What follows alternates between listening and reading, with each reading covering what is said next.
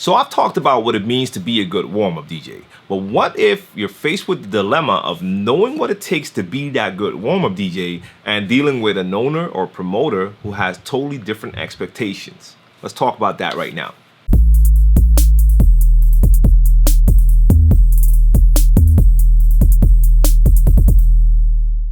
Hey guys, what's going on? It's djTLM. You're watching djTLMtv. It's Monday, time for a Q&A video, and today I'm going to return to the subject of the warm-up DJ. Now, I've done several videos about this topic, and I'll put some links in the description down below if you want to check out those videos. And today I want to start with an email, and this email came from Nigeria, and I'm not going to name the name because I'm not sure he wants me to do that, and I don't want to jeopardize anyone's job. So let me just read the email. So shout out to you, my man. I really appreciate everything you do for the up-and-coming DJs. I'm DJ from Nigeria, and the issues I face consist of satisfaction from the owner of the club/lounge where I DJ. He employed a DJ as the main DJ and myself as the backup/warm-up DJ, but he never appreciates what I play despite the fact that I know what to do as a warm-up DJ. So he wants me to just come all out to play the bangers even when ballers ain't in the building yet. I've been there, man. I would love to play the bangers, but everyone's attention has been turned to the main DJ playing the hype part of the evening. Now he wants to sack me. So he's asking for advice. I've been in this situation, and one thing you as a DJ need to realize is that in your career, you're going to be dealing with promoters, club owners, or someone who booked you for a private event, corporate event. You're going to be dealing with people who book you who do not have the same knowledge and understanding of what it means to be a DJ. They see things through their eyes as a spectator, and they will build up certain expectations because they have an idea of how it should be. And that doesn't always correspond with reality. Not all the times. You have promoters who know the deal and will let you do your thing when they see that you know what you're doing. But in this case, and I've been in this situation, you do have a lot of promoters or club owners that just have one thing in mind. DJ should be playing hits, and that will fill up the club and have people dancing and drinking. And in reality, it does not work like that.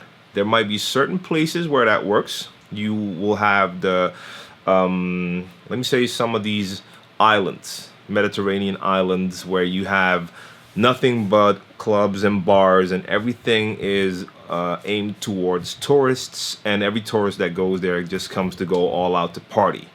Most of those clubs probably have sound outside as well to attract the customers. I can understand that they're probably playing hits and bangers from beginning of the end of the evening just to attract everyone and let them come in. Here and a lot of different places where I've been, it does not work like that. In a normal club setting, people will not be standing in front of the door waiting for the doors to open.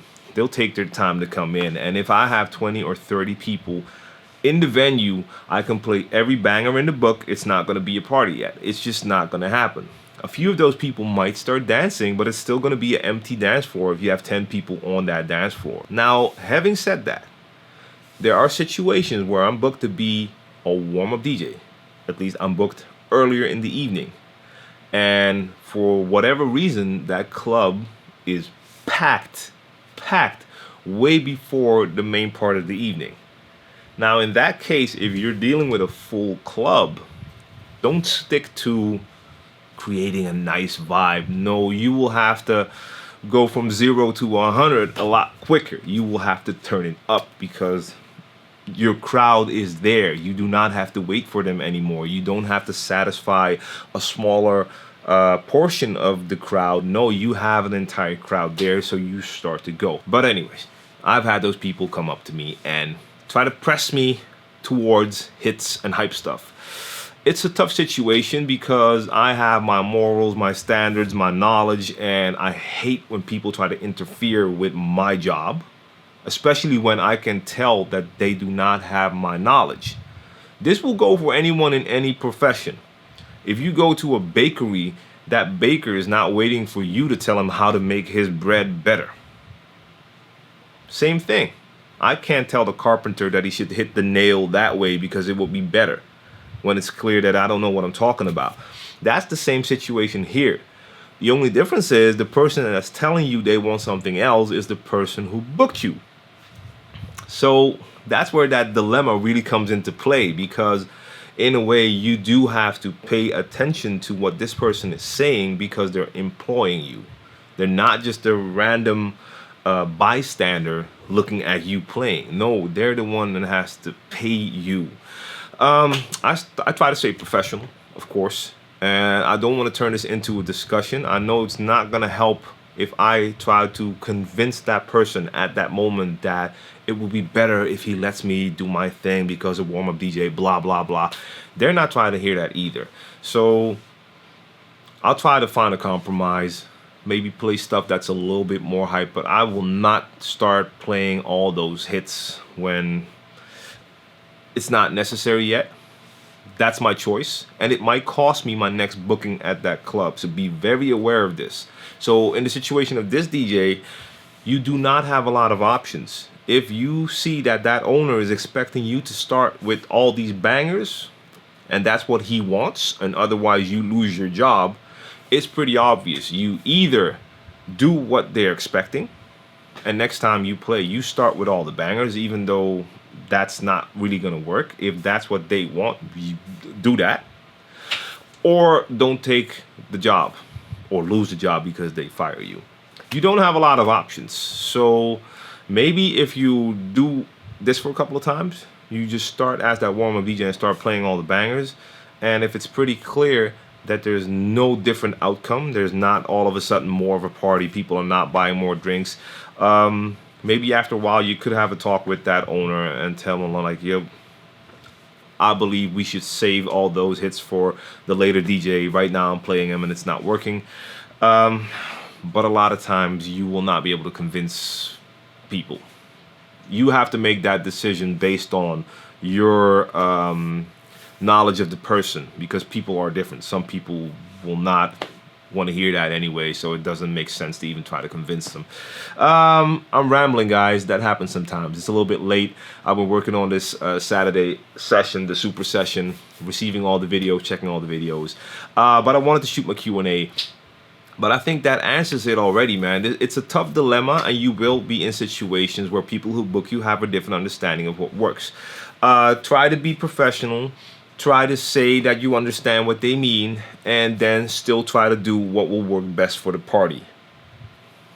That's what I do. For some of you, it might just be a case of, okay, whatever they want, I'm going to do. If you're happy with that, go for it. Me personally, I cannot do that. That is not why I became a DJ. I do have certain standards that won't allow me to just do whatever someone says. Not just because you're holding the paycheck does it mean that when he says jump that I will say how high.